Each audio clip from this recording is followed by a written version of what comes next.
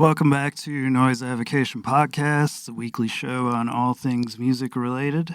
I am Ryan, here with Jeremy as always. How's everybody doing today?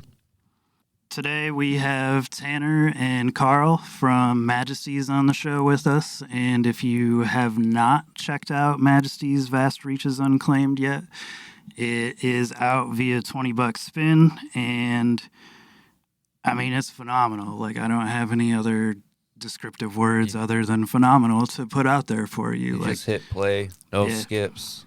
It's fantastic.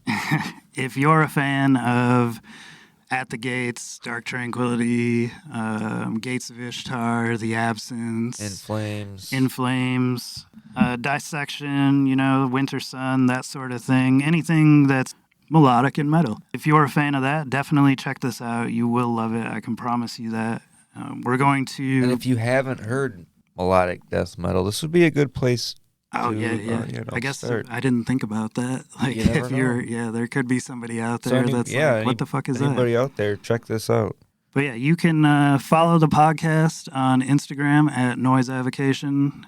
You can follow us on Facebook at Noise Avocation Podcast. Same thing on YouTube. You can email us at noiseavocation@gmail.com. If you're an artist, record label owner, musician, whatever, and you're interested in getting on the show, please feel free to reach out and we'll squeeze you into a schedule. You can follow me at Soundwave Slave on Instagram. And Jeremy? You can follow me at holdfast_517. That's my IG account. We're going to give you guys the preview of a track from Vast Reaches Unclaimed, which is Across the Neverwhen. So we're going to play that, and then we'll jump into the interview with Tanner and Carl here.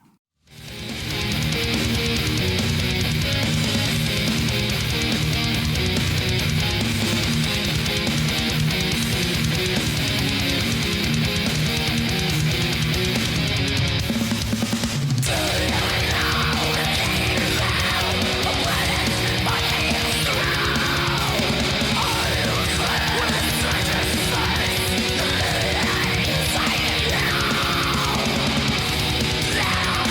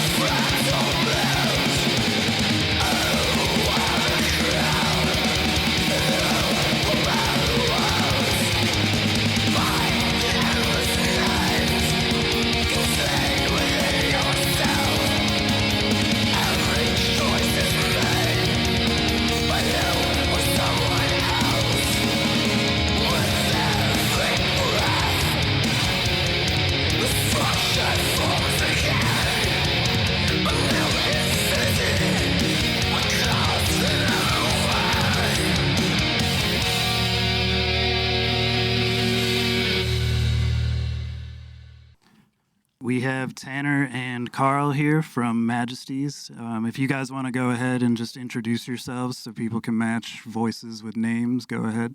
Hi, I'm Carl Skildum. Hey, this is Tanner Anderson. And for any new listeners, I'm Ryan. And I'm Jeremy. So, one, thank you guys for taking the time to join us. I appreciate it. I know you've been probably getting hit up left and right since the new release by different podcasts and stuff, because it seems like every week I see a new one popping up that interviewed you guys. Oh, yeah. I mean, we've definitely been pretty busy, but it's been a lot of fun to be able to talk about the record. Oh, yeah, I would imagine. It's a total treat just to have anyone interested and excited. We're always happy to talk about it. Well, the record was definitely exciting. Yeah. It was a breath of fresh air for sure. That's awesome. Yeah, thank you. Congratulations on it, man. Yeah, we can't stop listening to it. Yeah, I love it. It's badass. It's refreshing, like Ryan said. Well, yeah, thank you so much. Are you both like fans of old melodic death metal too? Yeah, Yeah. so it reminds me, so I'm 32 for reference, and it just reminds me of like junior high. Like I was big into Dark Tranquility and At the Gates and Gates of Ishtar and The Absence and stuff like that. So it reminded me a lot of that, and it was something that I haven't heard many bands do, or at least not do it well lately. You know, one of the cool things about doing a lot of these podcasts is like finding out that for so many people in one iteration or another of melodic death metal has sort of been their entry point. And so it sort of feels like comfort food in a way. Yeah. It was definitely exactly that, yeah. Because when I first stumbled across it was when the first single came out. I follow 20 Bucks Spin on Instagram, and I always take into consideration what they're releasing, because to me, I think they have some of the best new releases coming out today. And I pitched it to Jeremy, and I was like, dude, you got to check out this band. They're fucking amazing. And we've been trying to get hard copies of the album ever since. But I believe they're on the way They're now. on the way. We do this podcast in the back of my record store. So I own a record store in Michigan. Oh, that's awesome. That's cool. And I had a slight delay getting them in store, but they're on the way now. So Yeah, very cool. one thing I did want to ask first before we get into stuff about the album. You guys are from Minneapolis, if I'm correct, yeah? Yes. Are Yes. either of you Replacements fans by chance? I would say I know their songs casually, but I wouldn't say I'm an expert on their music. I mean, you kind of have to know them around here because you can't Right. escape it. Yeah. I didn't know I- if it'd be like one of those things where it was like, yeah, they're like hometown heroes and they're awesome. Or they're like, fuck them. yeah, they're you like, don't oh, know. I've heard the shit out of these guys. I'm tired of it. I mean, we've got so many hometown heroes. For me, I love Prince. Yeah, so I was that- gonna say Prince is like the fucking king out there. Yeah, Prince is the king. Okay. Yeah. Well, of course. The Um, band Low for sure is Oh, yep. Yeah. one celebrated. Yeah, there are quite a few good bands that come out of Minneapolis. Like, not even just lately, but just in general. I mean, I think it's you guys don't get a credit often enough for how many good musicians you've put out of there. Husker Du. Oh yeah, Husker Du. I love that band. Yeah, I mean, I guess a lot of people do sort of like do something cool and it seems to be noticed later, or they move and seem to establish themselves somewhere else. So like no one attributes them to being from. Minneapolis. Yeah. I could see that happening. Everybody tends to be from California. Yeah, I recently learned, I think it's that band Luminous Vault from New York. That guy, Mario Diaz de Leon, is from Minneapolis or St. Paul. And yeah, I just never would have known until I listened to a solo album. And you always thought he was from New York. Yeah. I mean, I guess it's probably safe to assume like if a band Right, like right. LA or New York that of course they're not, you know. I mean, it's different if it's like a death metal band from Long Island, then you can definitely assume Yeah. they grew up. Oh yeah, with their accents, you totally know. Like this one's going out to my fucking boys. Yeah. This project began by you and Carl just kind of messing around, tossing riffs back and forth to each other. How did they not fit into, because Obsequiae and Majesties both have a lot of similarities. How did you guys decide that you weren't going to use them for the one band and wanted to make a whole separate project out of it? Well, maybe Carl could speak to this, but I was just going to say, like, for me, I definitely don't think anything in Majesties would fit in Obsequiae, but I'm curious what Carl would say. Yeah, I get that there's a similar feeling because you can recognize Tanner's guitar playing.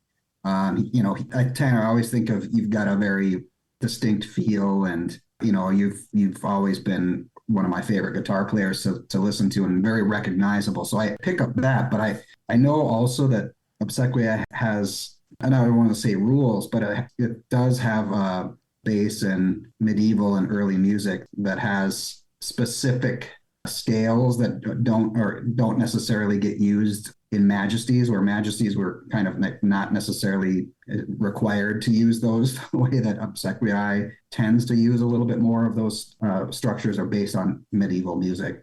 I was sort of thinking, like, too, like, one of the tenets of melodic death metal, even if it's different than something like Iron Maiden, is just like thirds. Like, the Jester Race is full of parallel thirds, even though a lot of things make it pretty special, like the way those phrases begin. But like, those kinds of harmonies are things that I definitely don't incorporate into Obsequiae, much less even the modes of like where that would come from. Yeah. It is interesting just tonally, because I don't think like that's an unfounded like claim or just an idea, because it's melodic and it's metal. So like, why wouldn't this go with that? But Right. Yeah. I definitely think I've sort of created some rules, definitely some I plan on breaking in the future, but like, yeah, Carl, I definitely would say rules. Like, there are things I just don't allow myself to do with Obsequiae because I feel like it compromises in integrity, even if that's kind of like, kind of ridiculous to say. Well, yeah, you have your own rules to follow, that's cool. It's kind of a survival mechanism too, Yeah. because if you say the world is my oyster and I can do whatever I want, and then you can run into a case where you've got so many different directions you're chasing that it becomes hard for the listener to figure out who you are. And so I think, when I heard of Obsequiae the first time, it really, right as I was getting to know Tanner, it was obvious to me that this isn't just, a genre thing that Tanner decided to do, along with everybody else. It was an idea that he had and really made it specific and made it his own. And that was what really drew me to that band in the first place. When he and I were talking, when Tanner was working at a bar, and I was talking with him, and he said, yeah, any guitar players who might want to help bring Obsequiae to a live format. And I said, well, yeah, I do. It was no question. I didn't even have to think about it because it was so unique. And I appreciate that having that unique vision for a band is kind of like, so it's the easiest way to get it really productive fast, because you're not trying to figure out what the sound is going to be. I've heard people refer to it as castle metal. Is that something that you guys coined, or was that something that you just kind of got lumped into? We did coin it. Yeah, its origins go back to a friend named Nico in like 2009, who at a party told me he had bought the cassette at this place, Hard Times in Minneapolis. And he was like, oh, I like it. It's really castle-y. Yeah. That's awesome. I mean, I was just thinking like, hell yeah. And so it sort of became a joke. And I think when we had a Facebook page, I guess when I had Facebook, which is, I haven't for, I think 8 or 9 years, but when the page, like the URL was like the Epicus, Doomicus, Metallicus, but it was like Castlecus, Metallicus, like that kind of thing. yeah, like play on Candlemass. So we've played with it enough that I guess people know it, but I guess maybe haven't attributed it to us, which is fine. There are other castle metal bands now, which is completely amazing and flattering. What are some of the other bands? Because you guys are the only ones that I really know of. I guess one of them is like a good friend. I guess a lot of them are good friends. We castle metal people tend to find one another, but Eric from a band called Mork from Minneapolis is definitely moving in a castle metal direction. And I guess Deathless Vessel, so mutual friend of Carl and mine. Okay. I have a friend that does dungeon synth music, and he runs his own label, and his project is called Elevalon. And he definitely like has that castle feel to it in some of his stuff. And we interviewed him a while back on the show, and I told him that the one album that he put out made you sound like it's something you would play while like storming castle gates. And I said that to him, and he was like, yeah, that's honestly exactly what I was going for on it. And I showed him both Majesties and Obsequiae, and he was like, man, both these bands neck and neck are amazing. Like, I love it. And so I told him I was going to bring him up to you guys so you were familiar with at least his name of his project. But he has a few different bands. Barrow King is one of them that's kind of like Conan lore inspired. And then Elevalon is the Dungeon Synth project. But that one. Elevalon? Yeah. It's Elyvilon. Okay. Oh, yeah. I'm pulling it up on Bandcamp right now. And then Sweet, yeah. the Barrow King is just obviously Barrow King. That one only has one song out so far. He's still working on that stuff. But, I mean, if you ever need some synth-style dungeon music for an Obsequiae project, feel free to get a hold of him. Oh, yeah. I mean, I don't know if you know of, like, he definitely does, but like there's something called the Northeast Dungeon Siege, and the one that's happening next is actually March 31st through April 2nd. I'm in Boston, but it's in Worcester, Massachusetts, so it's like that's close. An hour west, and like Malethet Nest from Finland, Somber Arcane. It's just it's like 3 days of, watching people LARP and stuff. It's fun. Yeah, I had never even heard the term dungeon synth until he lives a few hours from here, but he comes up here every now and then, and I have all his stuff, his projects for sale in the store. And it seems like every time he comes in, he has a new project that comes up. When he told me he was making dungeon synth music, I was like, what the fuck is dungeon synth music? Like, I'd never heard the term before. Have you ever heard of like cozy synth? Yeah, I've heard that thrown around. Just like Grandma's Cottage. Yeah. Yeah. All the cookie names. That's pretty great. I do like that. It is funny, like talk about like castle metal, like dungeon synth sort of like came from Mortiz, but he didn't really necessarily call himself dungeon synth. It was just like Dark Dungeons music was sort of his imprint. Mm-hmm. And then Cold Meat would put it out, I guess. But yeah, it's just funny how those genres sort of retroactively happen. It'd be kind of cool if maybe like that happened with castle metal, if some bands were just sort of claimed, I guess it would be very flattering for me, but I guess sort of like there's a lot of crossover with dungeon synth right now as like more and more people are playing around with synthesis and like doing a lot more analog stuff as opposed to just like MIDI blocks in whatever DAW they're using, Yeah. It could start to go the way of Tangerine Dream or something. So long as people are wearing like battle ready gear. So Majesties, if I'm correct, started around 2015, and you guys had the tracks done for quite a while from what I remember hearing, around 2016, 17. What made you choose to wait until recently to release those tracks?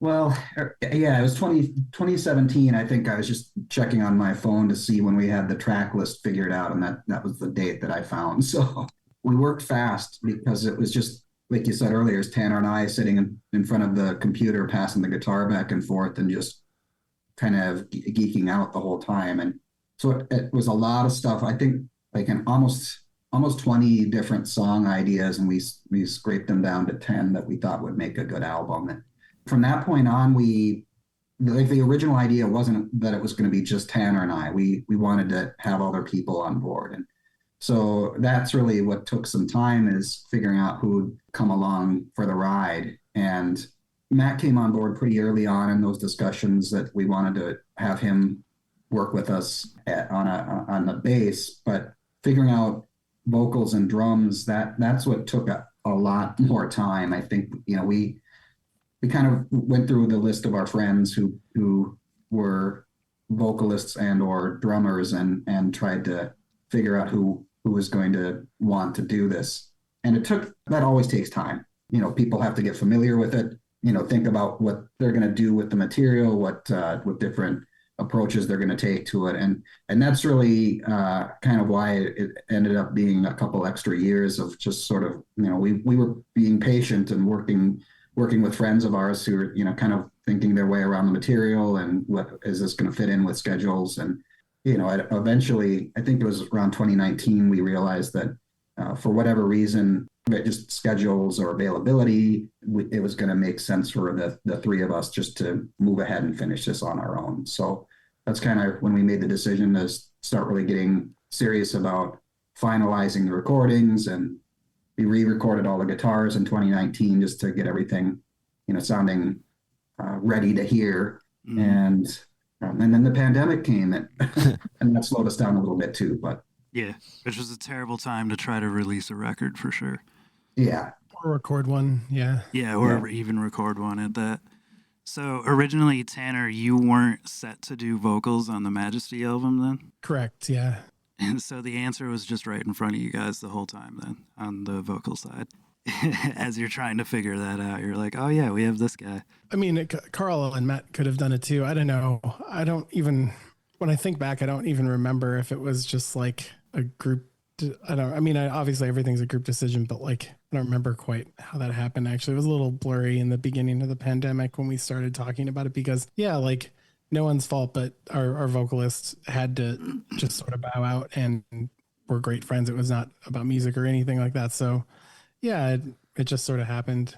Well, I have a question for Tanner. You went to music school and dropped out. Like, what brought you to the guitar when you were a kid? Definitely, metal, extreme metal of all kinds. That's just sort of what made me... Just started listening to bands when you were 14, 15 and just wanted to jam, or? Earlier than that, too. Right on. I just kind of...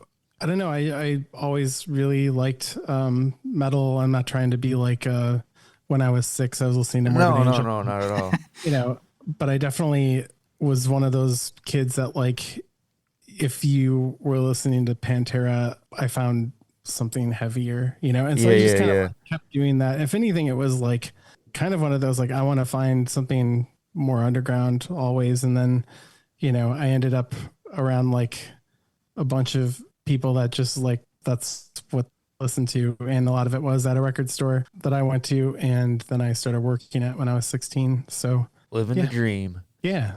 What record store did you work at? I worked at Nightfall Records in Minneapolis, the original location.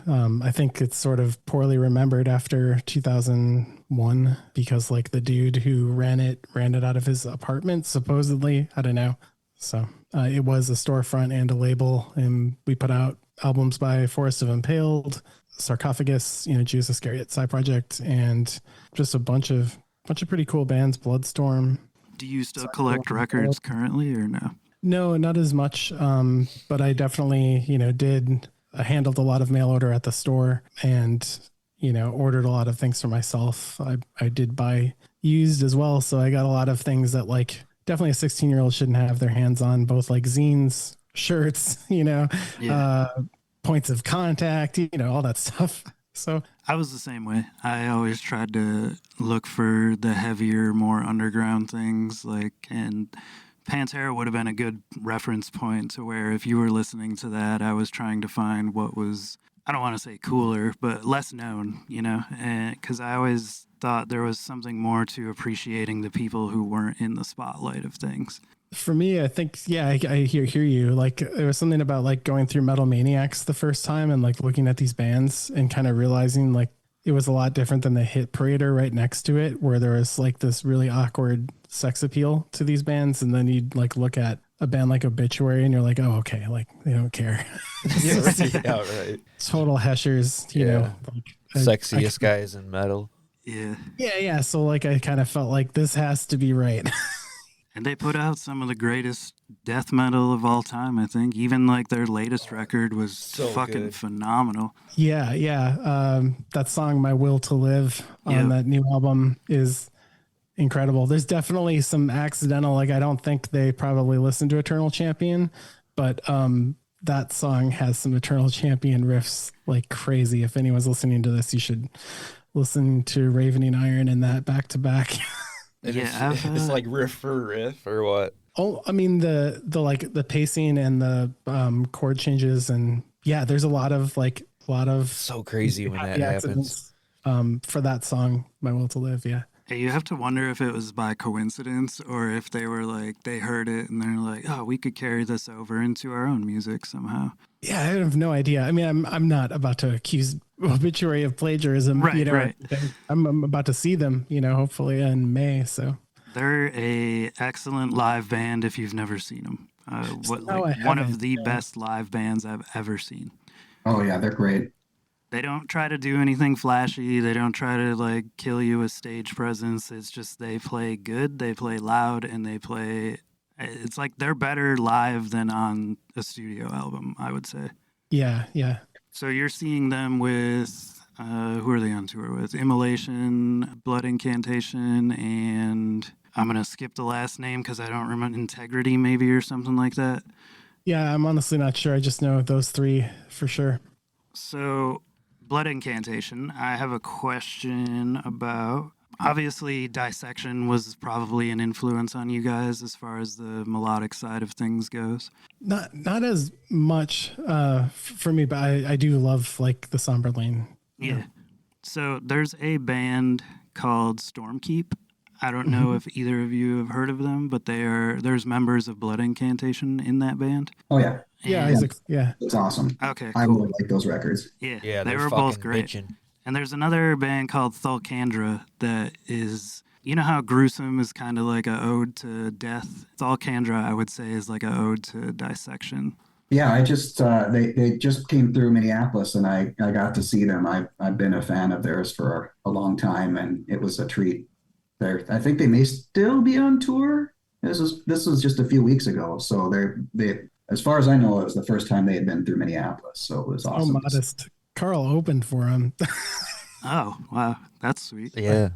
Now I know you Yeah. guys are kind of apart, but do you have any plans on trying to go out live or anything like that?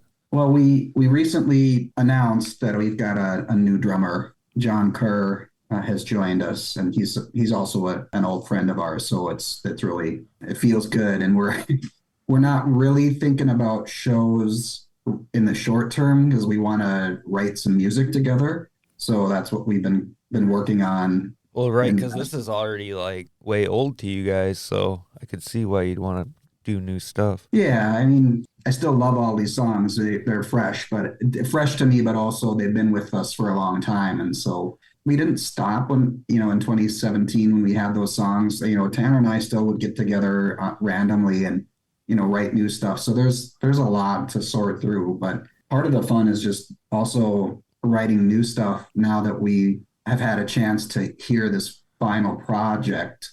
It's all really been only in the last year that we had the mastered and mixed versions of it so that you really get a sense of what it's going to sound like. And so it's still fresh to us, I guess is what I'm trying to say. And that makes it exciting to keep trying to, do new music that is worthwhile sitting next to what we have done with the first record. Yeah, it's mixed amazingly too. I love how the vocals sit in it. Thanks. Thank you. It's like they're almost kind of just right under, and you have that like haunting scream that I love, and it sounds good. I like it. Thanks so much. Yeah, it's always really fun to find how those things are going to sit in a mix, and also just to kind of differentiate it from our primary bands. Right. Not that this is somehow secondary, but you know what I mean. Yeah. So you did drums on the album, Tanner, yeah? I mean, we could get into that. Yeah, but I obviously the answer is programmed, but I, had kind of gone back and forth. But as the pandemic kind of really started happening and like even doing things with like my actual kit and like going in and doing some cheat moves, because I'm just not as good of a drummer as this album has, like those drums. So I ended up just like going into the program patterns and things that I was already working on and just sort of painstakingly kind of like going through and putting it all together. And then, we worked with Adam Tucker to mix it. So the drums are programmed. They are, which brings up a good question. Why did the drums why were they credited as drums and not Yeah. drum programming? I got to go back to Reddit and tell this guy I was wrong. I mean, like it's already out of the bag. Like we've talked about this, but I think in general, like people just think that when you program drums, you're not serious, or, you know, people just like to make up their minds. I think it's a lot better if people don't focus on something that they're going to get hung up on and just listen to it as it is. Yeah. Especially when you consider, like, for one, a lot of albums, I mean, all recordings are cheating, you know, like no one's setting up 2 microphones in a room and doing this in one take, you know, but there are also just a lot of tricks to drum production in general, you know, of things of like sound replacing things just so they sit better in a mix. And I'm not saying that programmed drums, you know, solve that or something. Like ideally, I think we would have done something differently, but we're incredibly pleased with the result. Otherwise, we wouldn't have done this. But there was also sort of the, like, for me, like moving from Minneapolis to Boston, you know, like there was certainly like a time limit, and this made sense. So, I mean, you could have kept it a secret, and honestly, I probably wouldn't have really known. Like, they sound It's come great. a long way since Yeah. since they first started, you can't find a drummer and it sounds fake, and now you can't even tell. Yeah, that's really the thing, is if it was, because we've all heard those records. I mean, I'm the same way. When I first thought of programmed drums, I remembered, you know, the little electronic Alesis machines that you sit down and you tap on a pad, and everything sounded like great for different kinds of music that have a robotic beat, but it doesn't really make sense with heavy metal. So we've all heard those records, and I will gladly admit that I had that hang up for a while too. But now hearing, you know, really it's the amount of work that Tanner put into it to make it sound just like what he wanted to hear in his head and what he would play as a drummer. That made all the difference in the world. Yeah, it's impressive that, I mean, you made him sound that lifelike, because getting an electronic sound to have the clarity that an actual drum kit would have, I mean, it's definitely a challenge. I would disagree, but I only think it's just because of like a program like Superior Drummer. It's funny, like Carl might be able to comment on this, but like when I bounced the stems of those drums, for example, like I didn't like spit out MIDI. I spit out like bottom of the snare, top of the snare. Mm-hmm. You know, like I think there were 30 stems for the drums. I mean, that's insane. I could have just like bounced a stereo sum if I trusted, you know, all this to be fine. But like I did some stacking, you know, some things that I think anyone would do, you know, like I really like like wooden hoops on aluminum snares, you know, and stuff like that. So I wanted that sound in there, but I also wanted, like, if the heaviness and impact is going to be the lowest frequency around 200, I want those like harmonics to ring true when guitars are chugging at like a higher frequency. So like, you know, I'd stack like a purely electronic snare within the acoustic performance, I guess, you know, so that those things sort of like trigger themselves. So when I had brought these drums to Adam, like I think I had 32 stems around. So like bottom of the snare, top of the snare, overheads, ambient mics, room mics, and stuff like that. And within Superior Drummer, it's like really fun to create your own buses because it's practically its own DAW. So like you can get a lot of cool dynamics.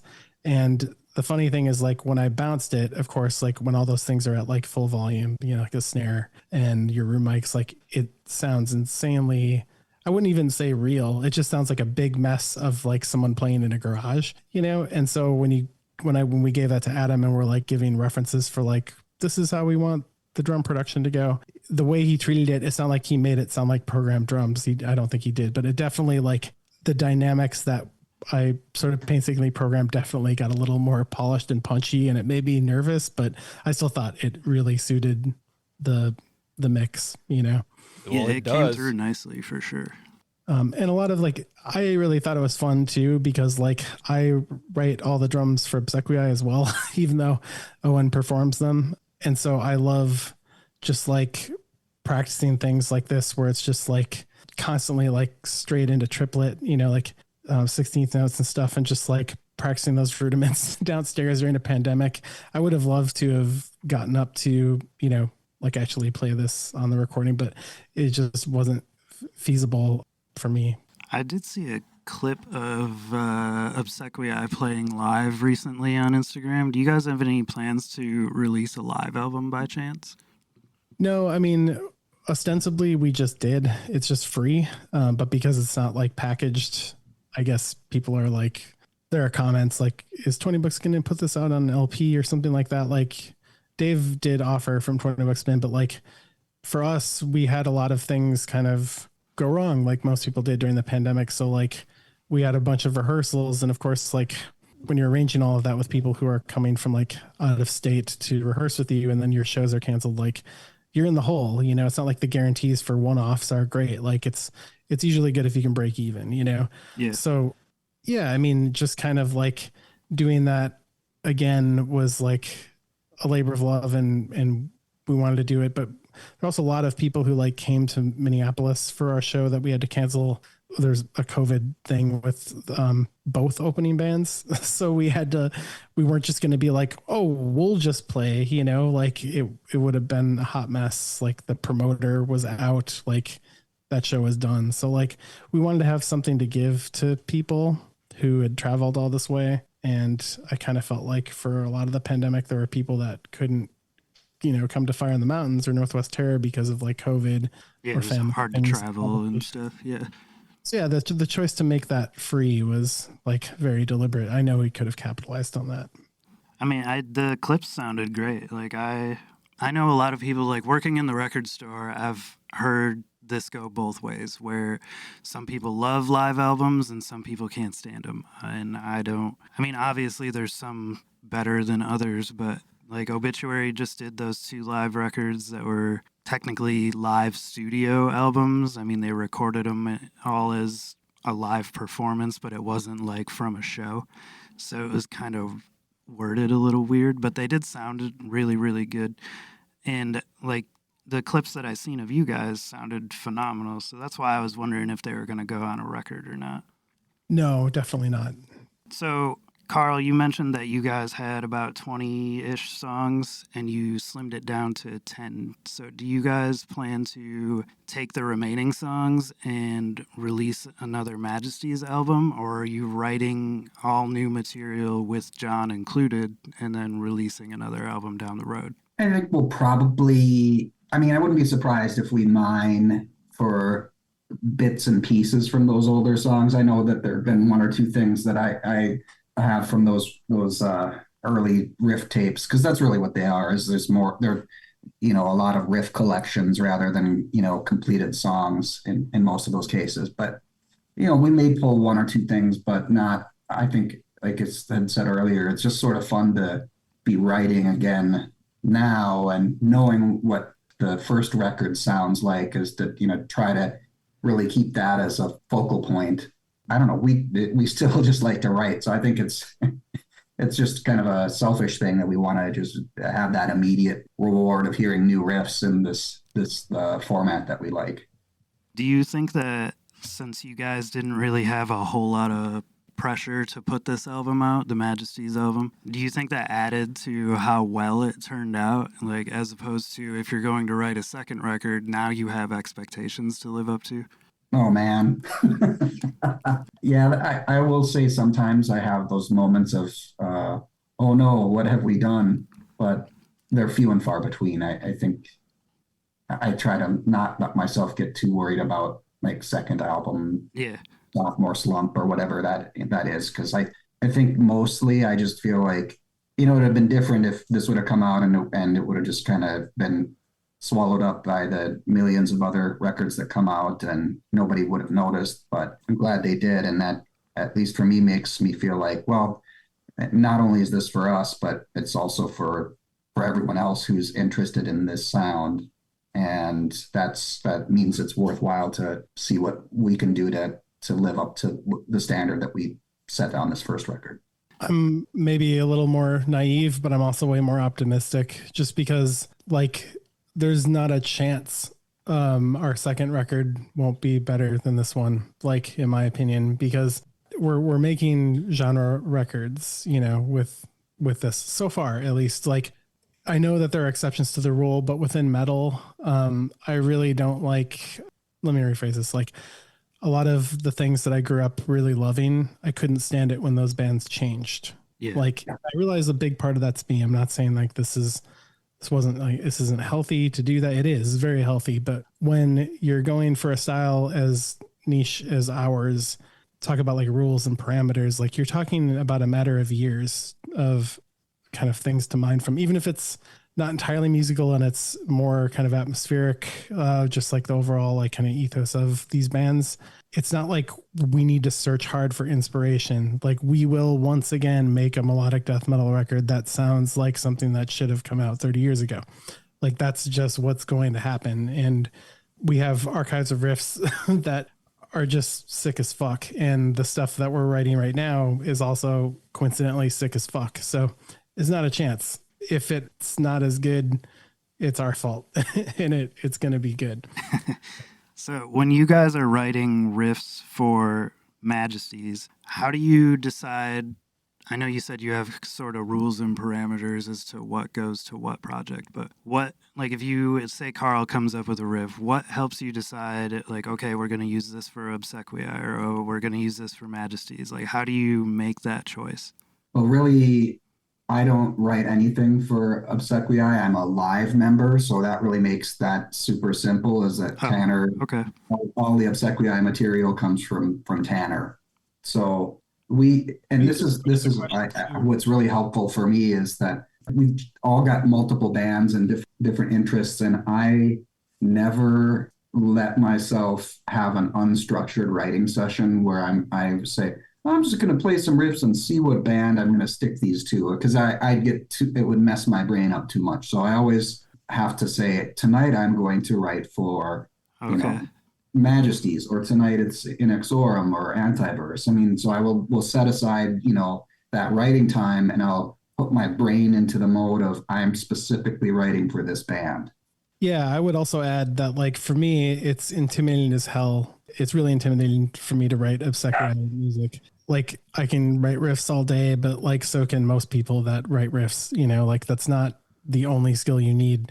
You need to be able to arrange things. You need to know like how all this stuff is going to come together, how to make it cohesive. Again, with like melodic death metal, I was joking the other day that like when I'm writing for Obsequiae and then I accidentally like start writing a Gothenburg melodic death metal riff, like it's time for bed, like it's like a first language, it's something I try to actively avoid when doing that. So it's incredibly easy because I've been playing that style for so long, and it's sort of my comfort food. And I feel like for Carl as well.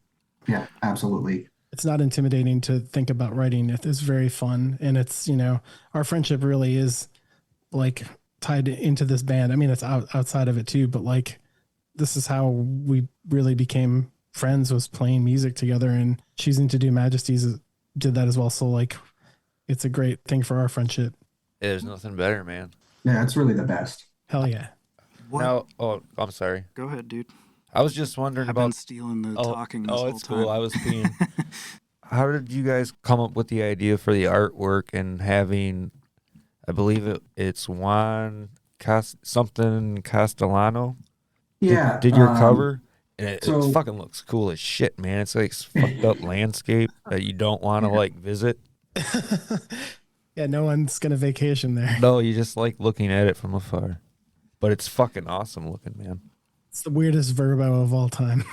Yeah, it was really, we had an idea that we wanted to have the just general lyrics be sort of surreal stories about traveling through different parts of the world that were hidden, or just kind of fantastical ideas that didn't really conform to a lot of logic, like a dream world almost. And so that was sort of what we had in mind as just a general idea for the lyrics. And when we were writing, Tanner would always pull up surrealist artwork for us to look at while we would be listening back to the playbacks of what we had just recorded. And that really helped me to sort of internalize that feeling. Does it feel like this is not, everyday stuff that I'm hearing, but is it taking me somewhere? Do I feel like I'm transport it anywhere. And so that always was in the back of our heads. It's a rad idea to hang fucking art while you're writing fucking riffs and shit.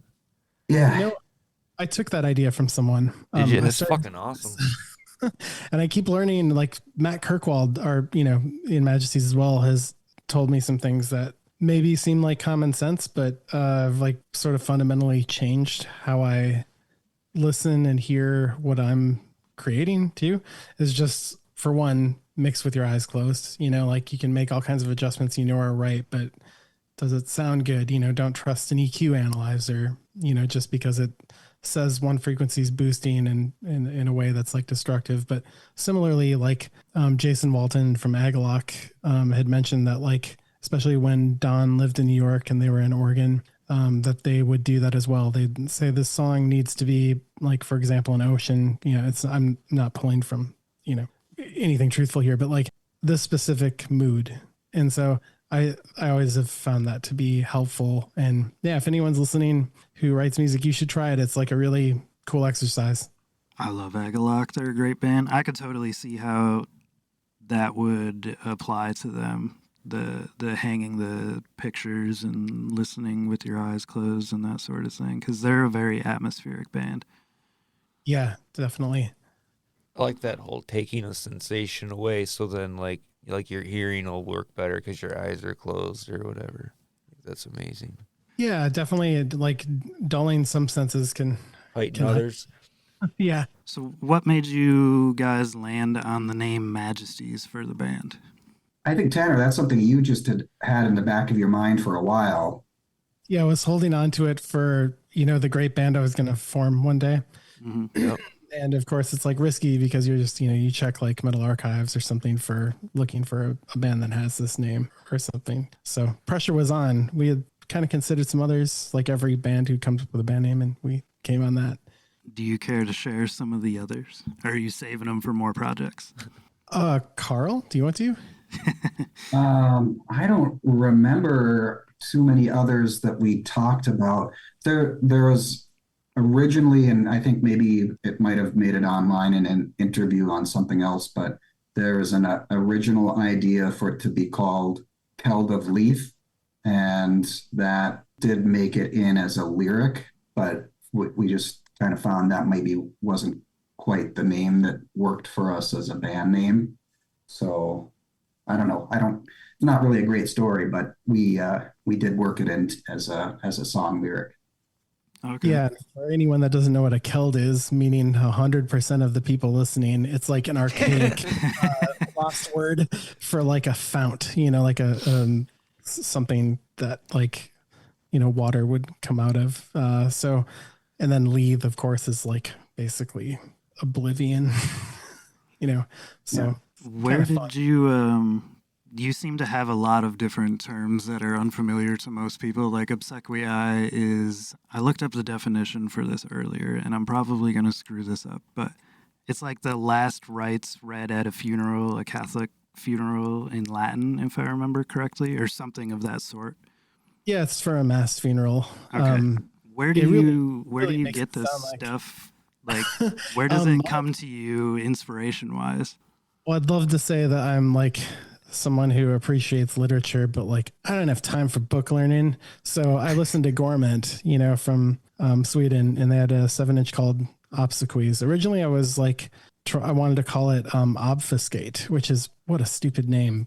Fortunately, there was some dude in Michigan, of all places, who had copyrighted it. And Oh shit. yeah, so I think I just landed on that because it was another OBS name. And I just thought, I don't know, I think I was also listening to that band Obsecration from Greece, The Inheritors of Pain, arguably maybe their only record in the style that it is. It's really unique death metal album, slower pace, a lot of atmosphere. So I don't know, I was like really looking at that logo and I just came across that. But like, yeah, really it's, I guess, just kind of good heavy metal strategy to like look to antiquity or look to things that maybe aren't quite as understood, because then it can make you seem sophisticated or like you're holding on to something that someone else doesn't have. Which again, very Yeah, it sounds young. fucking metal. Yeah, like I'm young, I'm insecure, like that's what I want. So when I Yep. started, so yeah. Yeah, it definitely does add a certain type of lore to the project itself. Like it makes you want to dig deeper than, and this is no disrespect to Dying Fetus, but like obviously that was a band name that was just like, dude, that sounds fucking horrifying. So let's just have that. It's cool when people put a little more thought into it than just like, what can we do for shock value? Like it's more of, well, what can we do that will make people go, what the fuck is that? And kind of something that's like it can mean different things over the course of its own lifespan. Like I'm not sure what I meant or in putting this besides ripping off like Gorment, but of course now the planet's dying more, and I could if I wanted to be a crust band tomorrow, it'd be super easy with that band. Yeah. Old funeral, so. So how did you, I know Obsequiae is on $20 spin. I don't believe Antiverse or Inexorum was. How did you guys end up on $20 spin originally? Well, I think Tanner, didn't you send Dave a couple just early demos and just as a more of a, hey, this is something fun that we're working on. And I think you mentioned he liked them and wanted to hear more once we finished.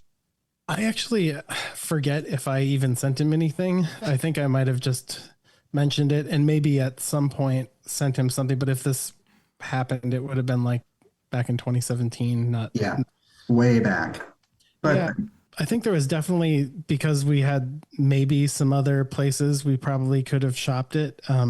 Dave just sort of snagged it up, and like Dave loves melodic death metal. It just makes a lot of sense. Like that was one thing we bonded over when I first signed with $20 spin with Obsequiae. I was talking about a lot of those old bands. I mean, you talk about dissection, like Dave worked for Necropolis Records. It was his first record store or record label job. Okay. And he did the know layout that. for The Past is Alive. I mean, he definitely has an appreciation for the throwback stuff that he's credited for, because he grew up with it as well. Yeah, Pretty much Dissection's blind buy from that label, and you're going to get something good. Yep. Yeah. We've talked about $20 spin numerous times on here. I usually try to throw out recommendations of new things that are out for people to check out and to just help spread the word of the music that's out. But $20 spin, like it seems like at least once a month they make the list of, oh, like this just came out from $20 spin. Like when Worm came out, I just kept pitching bands from $20 spin that were like, wow, this label like literally doesn't miss a beat. Like, everything they come out with is great. Yeah.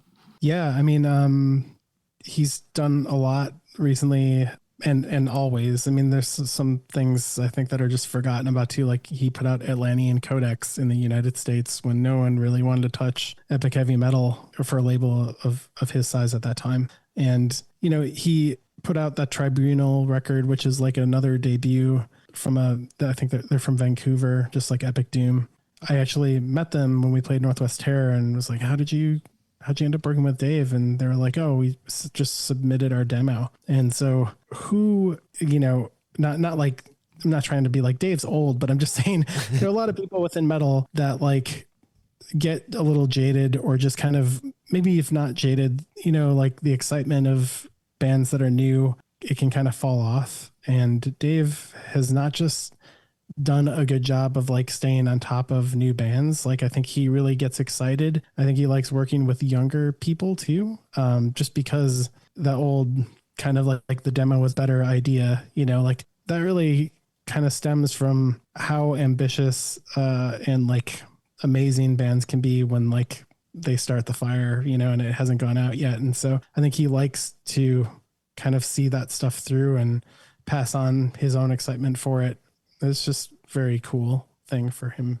It's nice to see when people, because I've noticed there's a lot of, each generation has its own bands that people really stick with. Like there's people who stick with Metallica, Maiden, that sort of thing, and then didn't really diversify past that. And then there's people that stuck with Cannibal Corpse and Deicide, and then, just didn't really branch off past that because they're like, this is what I like, this is what I want to hear. So, but to me, like, as a fan of music, I'm always looking for that next thing that is reigniting that excitement of hearing those projects for the first time. Because after I listen obsessively, so I'll play the shit out of something until I'm like, oh, I need something else new to listen to. So I'm always looking for like that spark of, oh my God, this is it. Like, and that's what Majesties and both Majesties and Obsequiae did for me, because I actually wasn't really too familiar with Obsequiae until looking into you guys' background. So to find both was like a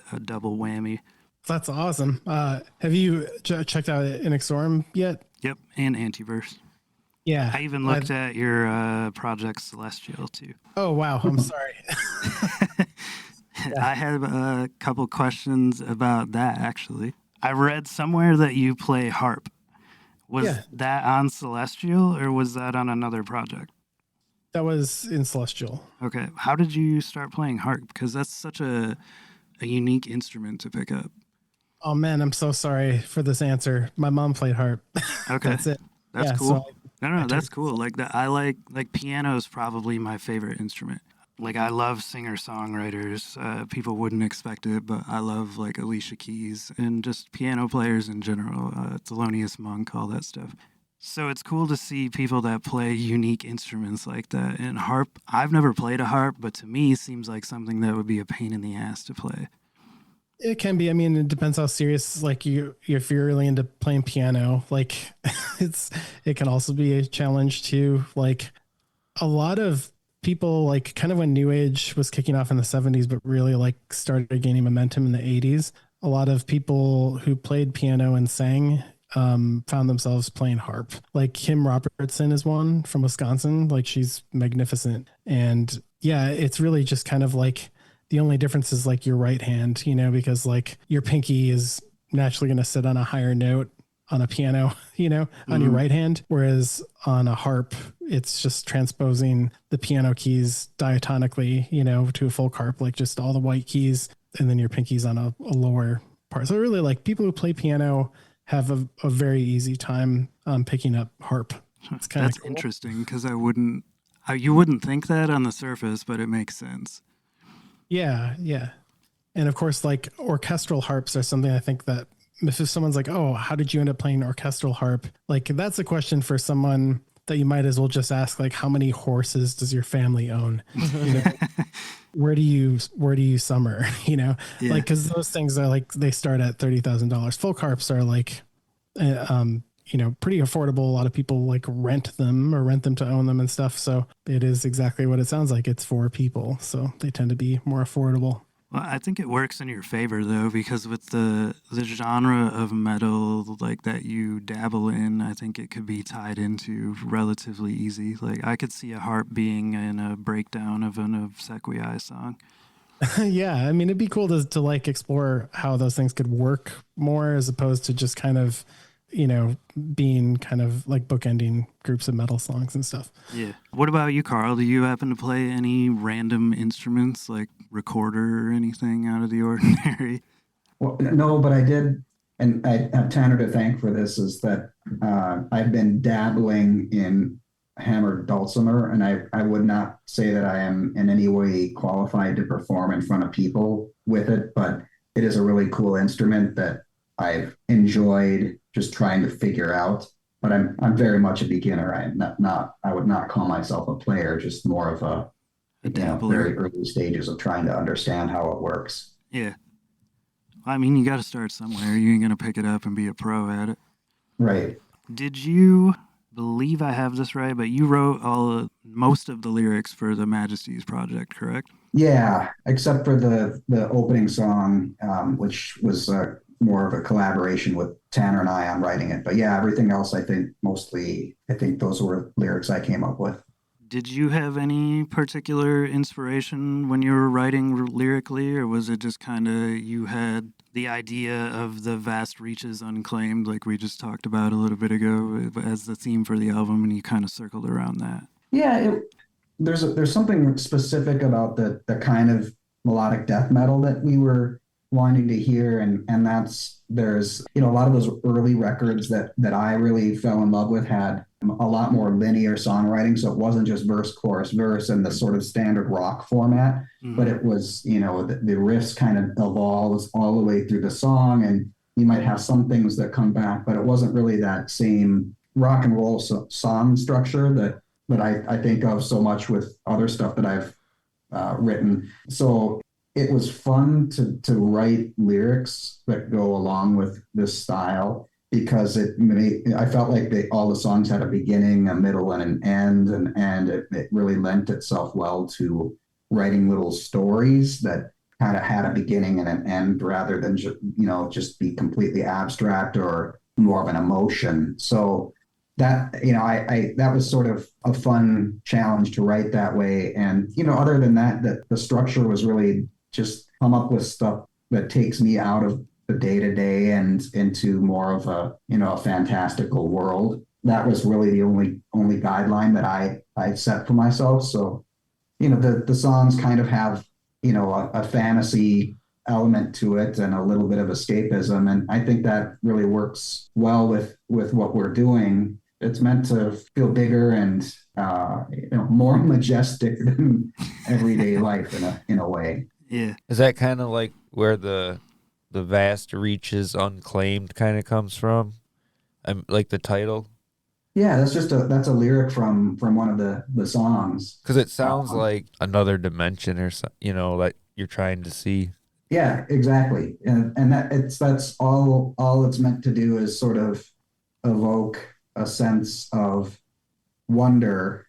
And that's the same feeling I had listening to some of those early, Gothenburg records for the first time, is that I just had this sort of, magical feeling of flying while I'm listening to this stuff. And that's really all that I was trying to revive for myself in this, that we wanted to put our own stamp on it and not sound exactly like anything else. So I think that was one way for us to do that, is to, kind of have these fantastical stories make up the bulk of the lyrics. It was really just kind of how it worked out for me as far as writing, was just that the structure helped me feel like I could write these stories from beginning to end. What was your earliest exposure to melodeath that you can recall?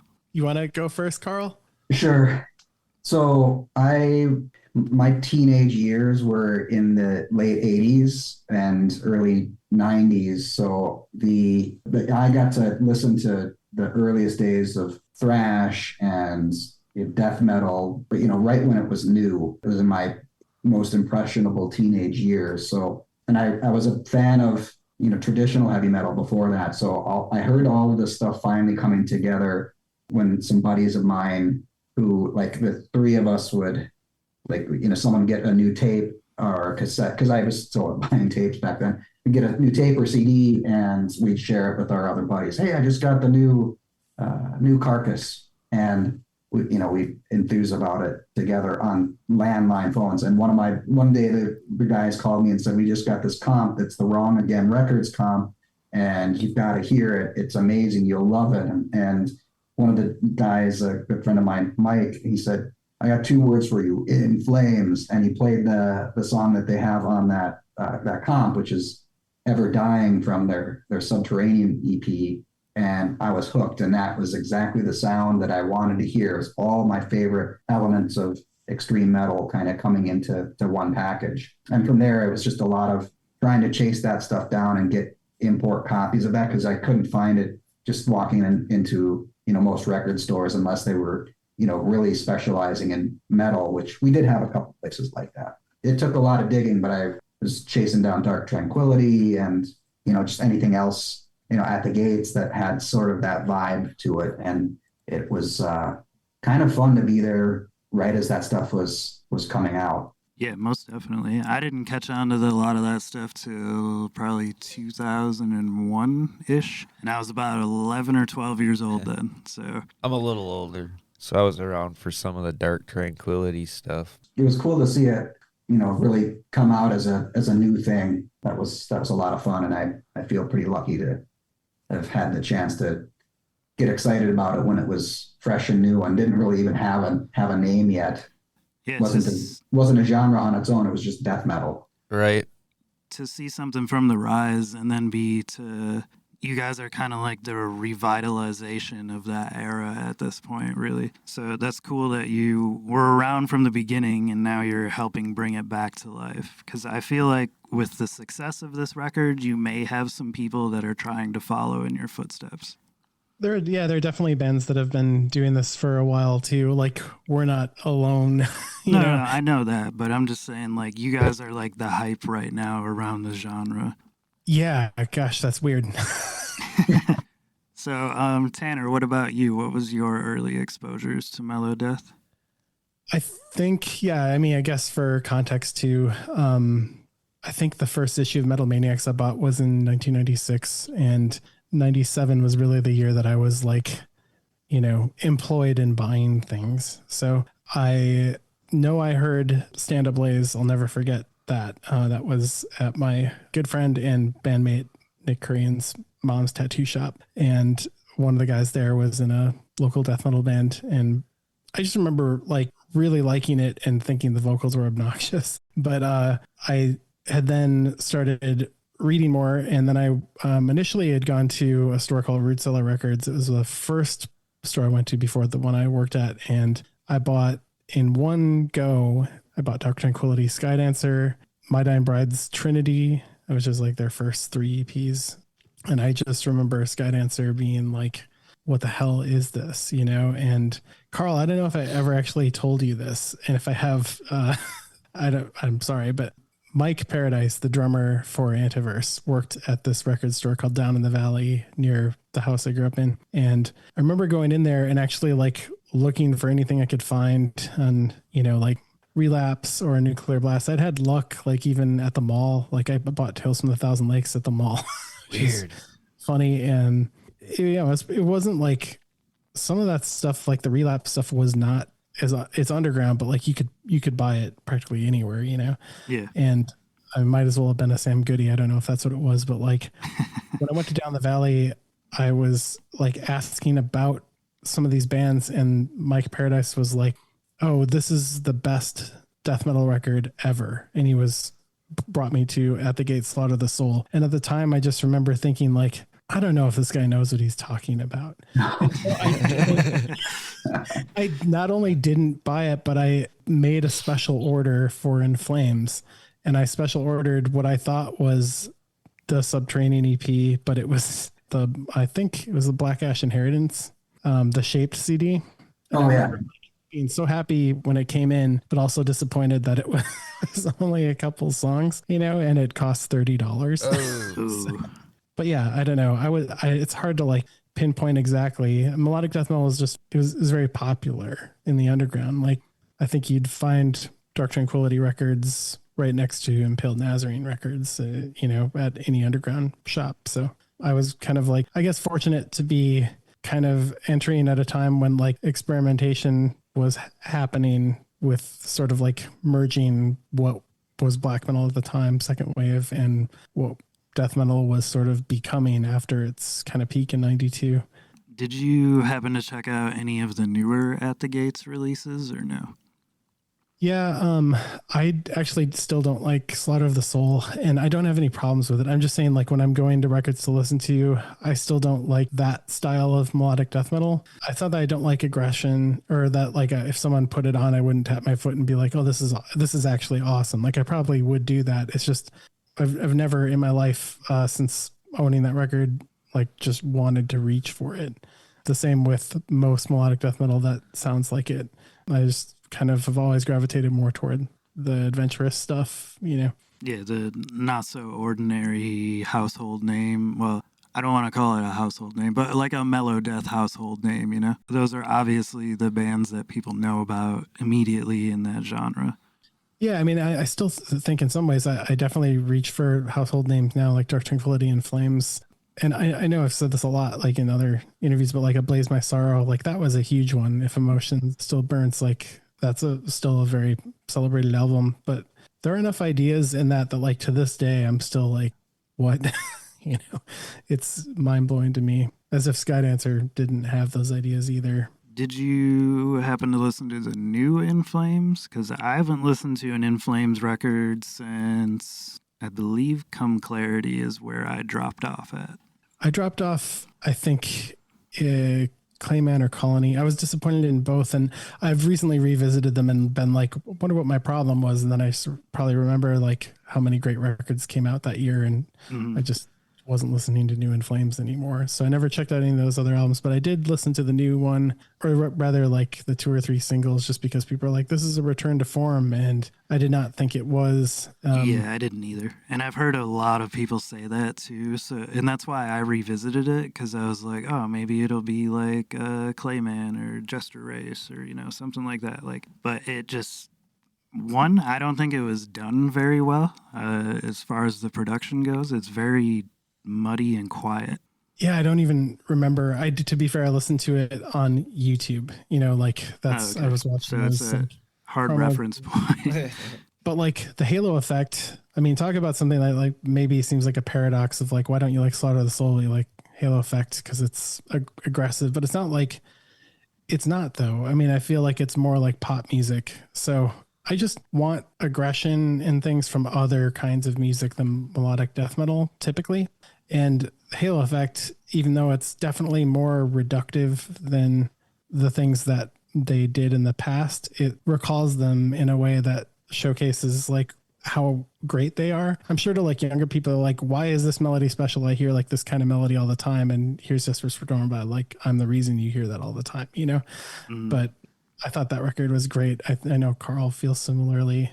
Yeah, it's a good example of where people in these long-running bands have kind of had to move to balancing sort of the wilder song structures that maybe they started off with, more streamlined kind of. They're structured like a pop song almost, verse, chorus, bridge, solo, and that's cool. And it did a really good job with it. Carl, did you happen to, I'm going to ask you the same question. Did you happen to listen to any of the newer albums by the big 3 bands, I guess I'll call them? Or were you kind of in the same boat where you were just like, I got to this point and just went on and ventured into other stuff? I have listened to all of them. I think I've stayed, I've at least given up 1 or 2 listens to every record that all 3 of those bands have put out. And to varying degrees, I like them. I don't have any major problem with them. It's just not, it feels like they've all had to pivot a little bit to, make a 30-year career out of being a band. And that's fine. I understand it. It's just, it maybe doesn't give me the sense of excitement that some of their earlier records do, but that's fine. I can't really think of that many bands that have been around for that long where I want to listen to every one of their records all the time. I mean, it's usually I hate to say it, but it's the first couple records that sort of, either make you decide to love a band or not. And when a band kind of shifts away from that core sound a lot, it can be hard to keep up the same level of enthusiasm. But I do, I did like, the New In Flames. I liked the new Dark Tranquility, and At the Gates. I've enjoyed listening to them. Yeah, it is hard to keep that up for that long. Like, if you're a band going as far as 30 years in your career, 40 years in your career, whatever, I mean, you're going to have some fall-off points typically. There's not many bands that can say, like, yeah, we started off like shit, and then by the time we reached our 15th album, we were amazing. It usually goes backwards from that. Like, either you start off with 3-4 good records, in some cases only 1 or 2, and then you kind of change as people, as musicians. Your career evolves into whatever it goes to, and then it takes its own course. Yeah, I mean, it's really weird to think that like In Flames and Dark Tranquility don't even have original members left, or like in Dark Tranquility's case, it's Michael Stahn, but originally he was the guitar player, not the singer. Or like in Flames case, Anders Frieden, sure, he was like the first proper vocalist when they were like not just all of Jesper's friends helping out or session musicians, but it's got to be really hard to like reclaim roots that you maybe don't even feel like you have a right to in Flames case. Because I think, I haven't read it for myself, but I've heard that someone had said that about the press release, where they had struggled to make a record like the one they just did because they just didn't know if they would feel right about it. Probably because of like the direction they went in. So it seems like it's had really a good response, even if it's been polarizing. It's got people to pay attention to them more. And of course, the serendipity of following up that record for the people who may have been disappointed in a return to roots. Like it's been really fun to kind of like lean into that and, be the pretend answer to it, if not the. Yeah. We did not plan it that way. That I will say that it just was a weird coincidence that our records came out so close together. Yeah, we really have to thank In Flames for that new album, because I think we capitalized on people's feigned outrage. Right? Yeah, it was like they visited, I don't even remember what the hell the new album's name was, but it was like they checked that out and then they were like, this ain't it. And then may have stumbled across Majesties and they were like, oh, this is the return to form that we were looking for. This is what we wanted to hear. And I hope that never, we never intend to show up anybody up at their own game. That's like the last thing that we want to do. So I don't want to make them feel bad if they're listening. We were trying to do this as a you guys aren't doing it, so let's us do it. It has nothing to do with it.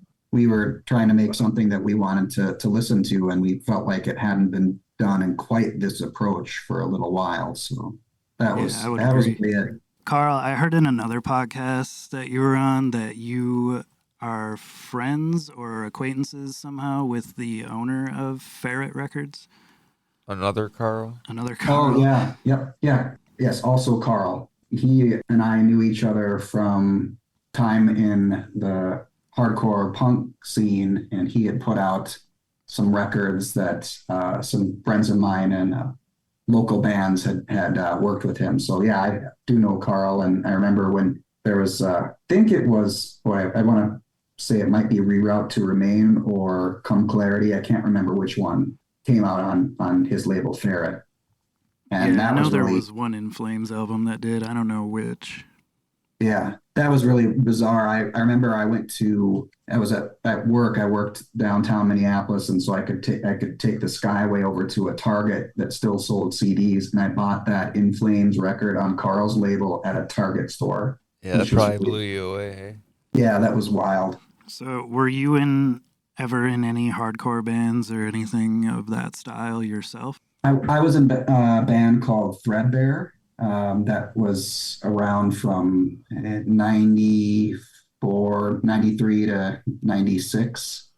And we had a couple records that came out and did a little bit of touring, but then it just sort of burned itself out pretty quickly. And I had another project called Krakatoa that was with another group of friends from Minneapolis, and we did one LP and a 7-inch with that. So those are really the two things that I did that had connections to the hardcore scene. But I know I drove my bandmates nuts talking about metal all the time, and I think it was clear that I had cut my teeth as learning how to play guitar with heavy metal records and not punk. So I always felt like I was a little bit of the odd person out in those bands. But Carl, I can't wait for you to come to Massachusetts and meet the few people I've met that are closer to our age, because I think some of them are like such fanatics of yours that it's insane.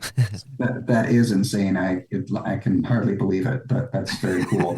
What were some of the early, when did you guys originally start playing music? I know you said you were young teenagers. What were your first sort of get-togethers as a band? Even if you don't have a name, what style music were you playing? What were you playing instrument-wise? For me, it was Autumnal Winds. But before that, we had a horrible name, and we did not play. We don't know what we played. We played whatever we heard that week. It was just kind of like, oh my gosh, we got 4 people together that each play an instrument that a band has. How old were you during that? I was 13. Yeah, because I know the next year is when we, it was just Nick and I basically finding people to play with. So, okay. What about you, Carl? Yeah, I was around 16, and I did this crash course group lesson thing at Schmidt Music for 8 weeks on learning to play guitar, and I wanted to play Metallica and Slayer, and that was really what I wanted to figure out how to do. I didn't find anyone who wanted to play that with me. I mean, it was weird. That was a time where kind of everybody in my high school listened to heavy metal because it was just the popular music of the time, but it was not like extreme metal or any, even thrash was sort of outside. Everyone wanted to play Guns N' Roses and sort of the pop style Yeah, of I so can't mess with that stuff myself. Radio yeah, and that rock. didn't ever really click with me. So I felt like I had to, for a lot of it, it was just trying to work on my playing at home and trying to figure things out by ear. There wasn't there was no YouTube to consult to learn how to do it right. So I made lots of bad habits along the way, but eventually I found people who wanted to play. I was just interested in anything that was fast or heavy. And I did find people in the punk scene who wanted to play fast and heavy. And that was good for me for many years, even if it was maybe a little bit, if there was probably some challenges with me wanting to be more technical or have more guitar solos in the music that we were playing, and a lot of times that didn't fit the vision for the other people I was playing with. Yeah, there's no solos in hardcore. What are you talking about? Yeah. Those are So breakdowns, sir. Yeah. I do have another Majesties and Obsequiae question. So, you guys' guitar tone is pretty, I mean, it stands out quite a bit. Do you use any particular equipment to get that, or is it all kind of post edit that you get that tone, or how does that come about? I guess, yeah, I don't know what's so. It just stands out to me. Like, it doesn't, I don't know. No, You have a higher pitched tone than just like an In Flames record to me. And maybe that's just me that it just sounds that way, but No, it sounds like that to me too.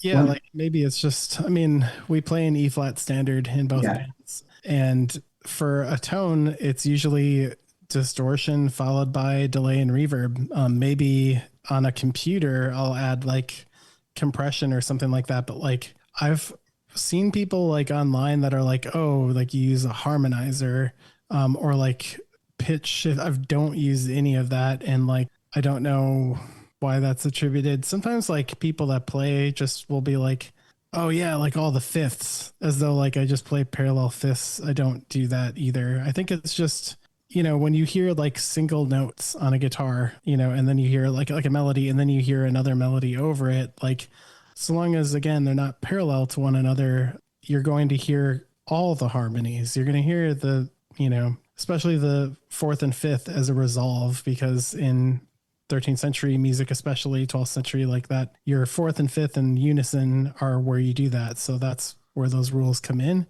Yeah, I just think because there's a lot of like harmonic movement that people maybe assume that there's like pitch in there, but it's really just kind of reverb. And because I don't play guitar expressively, like a lot of times when I write melodies, like there might be a little vibrato, there might be like a little bit of like right hand attack, but like generally with Obsequiae, I try and like play them as though a voice is singing them. So that means like, hey, there's not a lot of string noise happening. It's just this melody. And then on the second melody, the same thing. And then when there are chords on top of that, they're kind of meant to like wash them together. I want those sounds to kind of bleed into one another. I don't want like clear separation so that you're like, oh, guitar one is hard pan left, guitar two is hard pan right, things like that. So maybe that's why it might sound like an effect to people, because how it's mixed. It certainly is an effect. But like even live, we've told the sound people, like we use Kempers live, which I don't use a Kemper to record with, but it's the same tone. Like it's the same chain of effects, distortion, reverb, delay.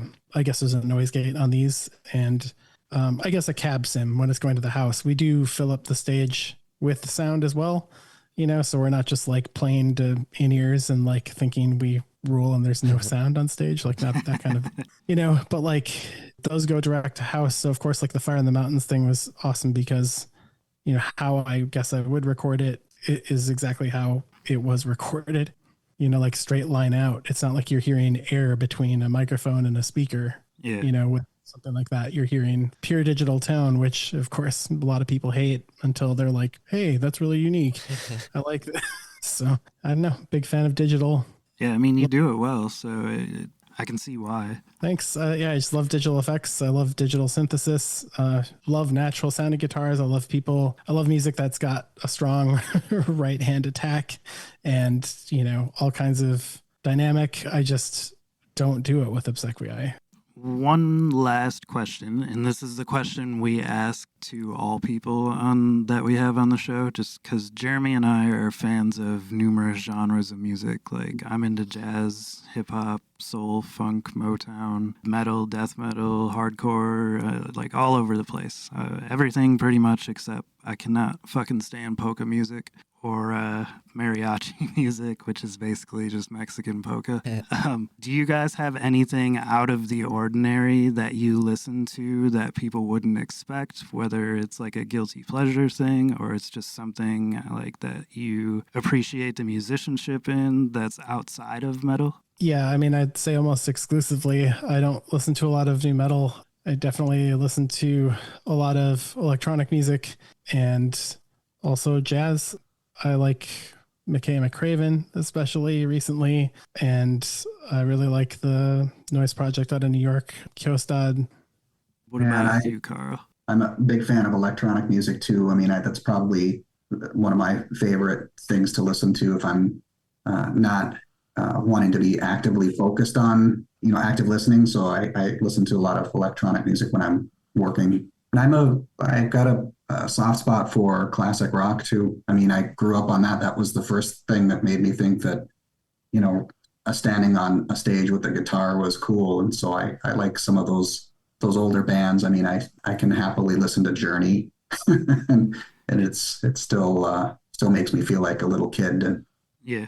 Journey, Steve Perry Journey or pre-Steve Perry? I've never really gone back that far.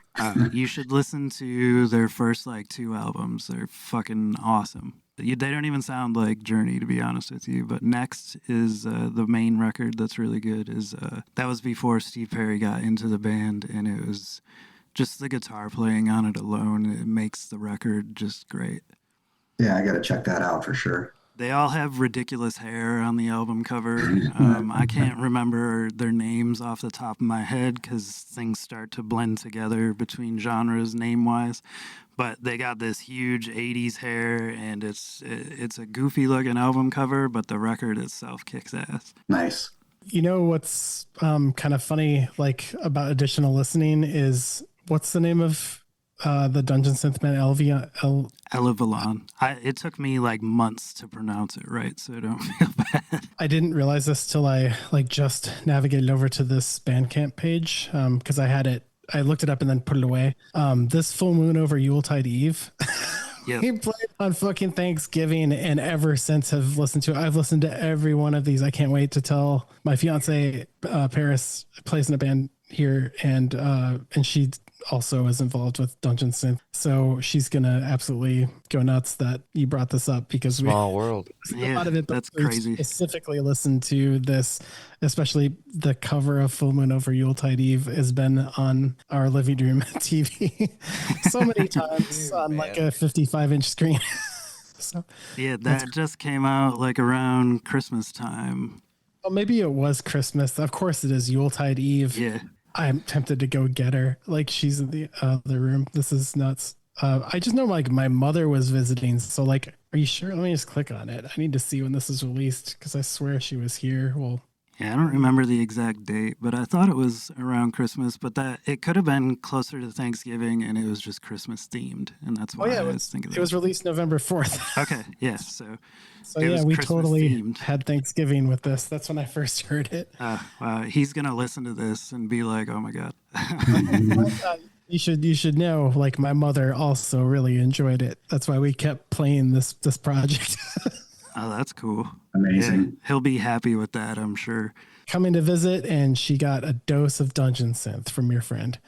That is so fucking cool. Yeah, he's a talented dude. He's always I like his Barrow King project that he's working on right now. He's only got one single out from it currently, but I know there's more in the works. I've heard him and I talk back and forth quite a bit, and I've heard some of the rough recordings of the guitar work that he's done and whatnot, and I'm looking forward to that one a lot. But the Drums in the Deep Wood, the Elevalon album, album. I really like that one a lot. He wrote that one here while he was visiting a cabin in northern Michigan, and it has like that dreary, like dark wood, like wet forest kind of sound to it, if that makes sense. Yeah, it definitely looks like some Alan Lee kind of vibe on the front, or not Alan Lee, Alan, the Lord of the Rings guy. Yeah, that's Alan Lee. Oh, it is. All right, I think so. and Yeah. I have a bunch of books of his Okay. art, the watercolor, and I love it. But yeah, as soon as we're off this, I can't wait to tell her that you guys know this dude. Yeah, he comes into the shop like once every couple months, and he originally pitched to me a project called Bone Weaver that was just all him doing all the singing, guitar, drums, everything. And I get a lot of people that'll hand me projects, and like sometimes I'm like, I listen to all of them, but a lot of the times I'm like, what the fuck is this? But like that one I heard and I was like, wow, this kid is fucking good. So then I started talking with him back and forth. And then, like I said earlier, he comes in and it's like he's got a new project every single time that he comes in, and he runs his own label currently, and he's doing really well for himself and for his music. Yeah. I mean, it's pretty awesome. I just like pointed to my fiance. She's here. Like, we listened to this over Thanksgiving, right? Oh yeah, and I think over the further winter holidays, I put it on like all the time. Yeah, It's so crazy. That's awesome. That's so random that, like, I mean, I just out of all the things that I could have mentioned, that would be the one weird. thing. yeah, that's totally amazing. But all right, I don't really have anything else for you guys. Jeremy, you got anything else immediately you want to get off? No, I think you answered all the questions. Yeah. Tanner, Carl, you guys have anything you'd like to add, say, note? No, just thanks for talking with us, and this really been a lot of fun to geek out on all this stuff with everybody. So we really appreciate it. Yeah, seriously, like one of the sort of best things about putting out a record is being able to like talk to people like you guys and kind of be able to relate some of these stories and hear, that it resonates with you or that you've had similar experiences too. It's really fun. So appreciate you having us on. Definitely appreciate you fucking being on our show. Yeah, thank you for taking the time to jump on and geek out about some music with us. And it's always cool to talk about other musicians. I mean, I'm not a musician. I'm just a huge fan of music and run the store. But it's always fun to get other people's perspectives of things and just listen to people talk who also actively listen like I do, because there's a lot of casual listeners out there. And I feel like sometimes if you're a person like me and you're just talking music nonstop, it's overwhelming to some people and they're like, dude, back off. Like, how the fuck do you like just live like this to where all day every day is just music related? And I don't know, it's just that's the only way to live, dude. Yeah, and also it's super cool that you guys are in Michigan too, because we need to send some gentle hails to the state of Michigan. Yeah, you guys are real close by, so if you're ever doing shows in Michigan or Ohio or any of the like immediate areas, we'll definitely try to make an appearance down there and say what's up while we're there, and maybe BS in person for a while. That'd be That would awesome. rule. All right, I will let you guys get going. Thank you again for jumping on the show. We really appreciate it. It's Yeah, been a thank lot you of so fun. much. You Thank you. guys enjoy the rest of your week. Well, you too. Yeah, thank you.